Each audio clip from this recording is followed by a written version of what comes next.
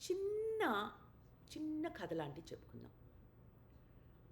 వర్తమాన కాలంలోని కథ భూతకాలంలో అవుతుంది. కానీ మనం వర్తమాన కాలమే నేర్చుకుంటున్నాం కాబట్టి ఏకః కాకః అరణ్యే, అరణ్యంలో అని అర్థం.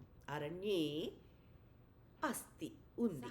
పిపాషా అస్తి దాహం అవుతుంది. జలస్య కృతే అన్వేషణం కరోతి. అన్వేషణం అంటే తెలుగు పదమే. కరోతి చేస్తుంది.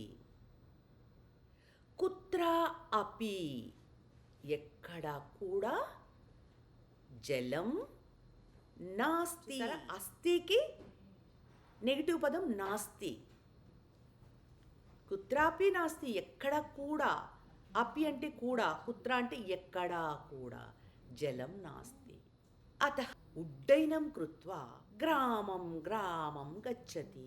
ఏకత్ర ఒకచోట ఘటః అస్తి. దృష్ట్వా చూసి, దృష్ట్వా కాకః అధః ఆగచ్చతి. అధః ఆగచ్చతి కిందకి వస్తుంది. ఘటే కించిత్ ఏవ జలం అస్తి. కాకః పాతుం న శక్నోతి. కాకి తాగడం రాలేదు. తత్ర బహూని లఘు లఘు శిలాఖండాని సంతి. ఏకం ఏకం నీత్వా ఘటే స్థాపితవాన్.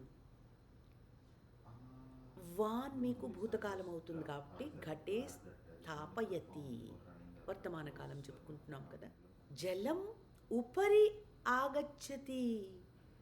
తజ్జలం పీత్వా పునః కాకః ఉడ్డయనం కృత్వా అరణ్యం గచ్చతి.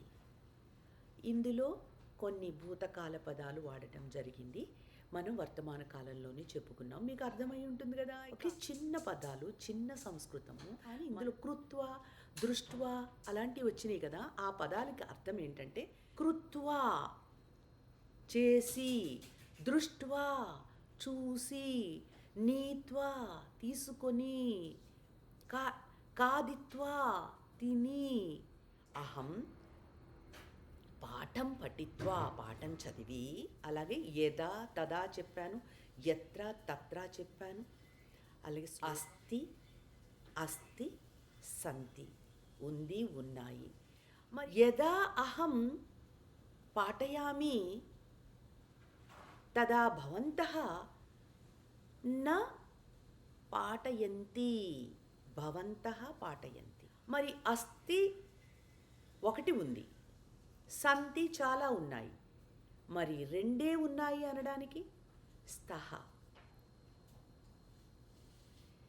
అక్కడ రెండు పుస్తకాలు ఉన్నాయి అంటానికి తత్ర పుస్తకే స్తః. తత్ర పురుషౌ, తత్ర పురుషౌ స్తః.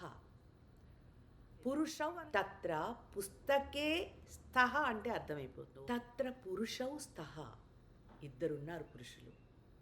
మరి ఇద్దరు స్త్రీలు ఉన్నారు అనడానికి తే మహిళే స్తః. తే వారు ఇద్దరు మహిళలు ఉన్నారు. నపుంసకలింగంలో కూడా తేనే వస్తుంది ద్వివచనం. తే పుస్తకే స్తః. అధునా ఇప్పుడు మామూలుగా. ఇదానిం భవంతః సర్వే లిఖంతు. అధునాకి ఇదానింకు అధునా మీన్స్ ఇప్పుడు, ఇదాని మీన్స్ ఇప్పుడే. భవంతః మీరు, వాక్యాన్ని లిఖంతు రాయండి, ఇప్పుడే రాయండి అంటానికి ఇప్పుడు రాయండి అంటానికి తేడా. ఇదానిం ఇప్పుడే, అధునా ఇప్పుడు. నమస్కారः పునః శ్వः మిలామः.